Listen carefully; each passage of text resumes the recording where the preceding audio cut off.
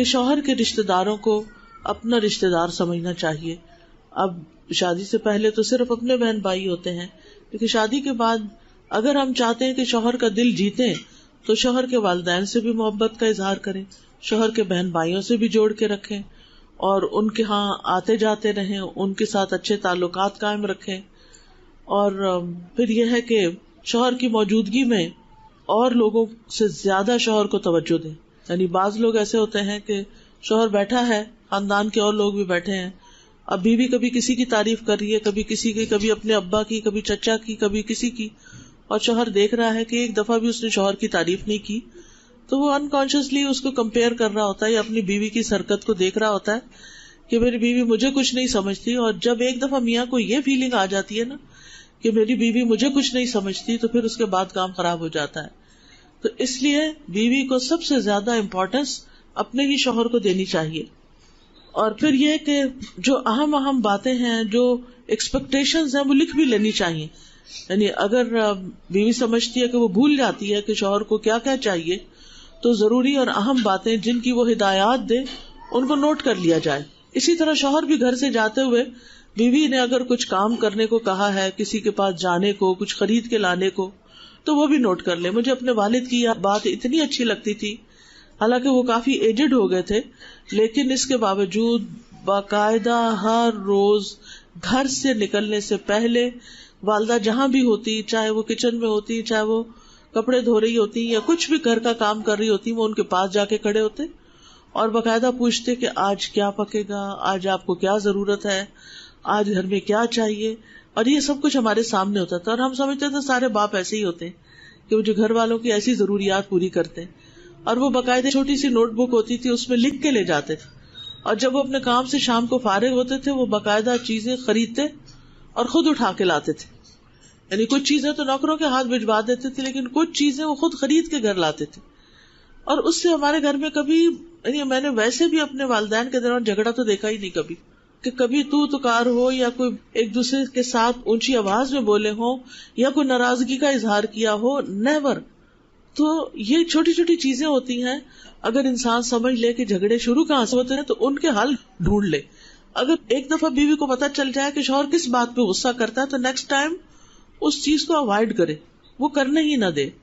اسی طرح یہ ہے کہ شوہر کی جو ضرورت کی چیزیں ہوتی ہیں، یا اس کے کپڑے ہیں، یا اس کے جوتے ہیں، یا اس کی نوٹ بکس ہیں، یا کمپیوٹر ہے، یا باقی چیزیں ہیں، ان کو باقی لوگوں کو نہ چھیڑ چھاڑ کرنے دے. بعض اوقات بچے گھر میں آ جاتے ہیں، وہ چیزیں خراب کر دیتے ہیں. نند کے بچے آ گئے، کمرے میں گھس گئے، چیزیں خراب کر دی. اب شوہر گھر پہ نہیں ہے تو اس کے لیے تحفظ کون فراہم کرے گا اس کے مال اسباب کے لیے؟ قرآن مجید میں آتا ہے فالصالحات قانتات حافظات للغیب بما حفظ اللہ.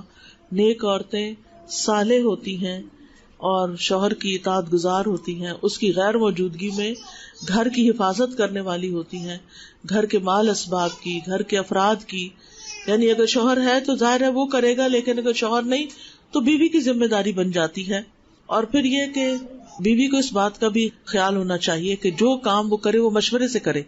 یعنی خود سے ڈیسیژن لے کے خود ہی کچھ، مثلا گھر کے اندر کوئی چینجز کرنی ہے، کوئی گھر کے اندر کام کروانا ہے، پلمبر کو بلانا ہے یا کسی اور مرد کو بلانا ہے، تو پہلے شوہر کو بتائے کہ میں چاہتی ہوں کہ یہ چیز خراب ہو گئی ہے، اس کو بلوا کے کام کروا لیا جائے. کیونکہ اگر بغیر اجازت عورت یہ کام کرتی ہے تو بعض اوقات کچھ مرد اس بات کو برداشت نہیں کرتے، غیرت کھا جاتے ہیں کہ ان کی بغیر موجودگی میں گھر میں کوئی مرد آیا ہی کیوں ہے، چاہے وہ کام سے ہی کیوں نہ آیا ہو. سب نہیں ایسے ہوتے، لیکن کچھ جو ہیں وہ اس چیز کو بہت مائنڈ کرتے ہیں. پھر اسی طرح یہ ہے کہ اگر شوہر پر کوئی کاروبار کی پریشانی ہے یا جاب کی پریشانی ہے تو اس میں اس کو تسلی دینی چاہیے اور پورا تعاون ظاہر کرنا چاہیے، نہ کہ مزید مطالبے کر کے اور پریشانی کھڑی کر دے انسان. پھر اسی طرح یہ ہے کہ شوہر کے لیے دعائیں بھی کرنی چاہیے، اور ہر چھوٹی بڑی بات میں جو غم ہے، دکھ ہے، پریشانی ہے، تکلیف ہے، وہ ہر وقت شوہر کے آگے ہائے ہائے نہ کرے، کیونکہ دوسرا شخص بیزار ہو جاتا ہے. بعض عورتوں کی عادت ہوتی ہے کہ ٹھیک ہے شوہر کی طرف سے محبت ملی ہے، اب وہ اپنے اگلے پچھلے سارے دکھ شوہر کو سنانے بیٹھ جاتی. یہ ایک غلط طریقہ ہوتا ہے، اس سے دوسرے کے اندر ایک تھکاوٹ اور بیزاری اور ایک پریشانی پیدا ہو جاتی ہے. کسی بھی محبت کے رشتے کے آگے بہت زیادہ اپنی پریشانیاں نہیں ظاہر کرنی چاہیے. کیونکہ پریشانیوں کا اظہار اللہ ہی کے سامنے ہونا چاہیے. انما اشکو بثی وحزنی الی اللہ واللہ بصیر بالعباد. اپنے دل کا غم فقط اللہ کے سامنے رکھیں اور باقی سب کے ساتھ اچھا نیک سلوک کریں، اور اگر اللہ تعالیٰ کی کہیں نافرمانی ہو رہی ہو تو اس وقت مخلوق کی اطاعت نہ کریں. تو انشاءاللہ زندگی جو ہے وہ مثالی زندگی گزرے گی، اور اللہ سبحانہ وتعالیٰ بہت سی خوشحالی اور خوشگواری زندگی میں عطا کرے گا.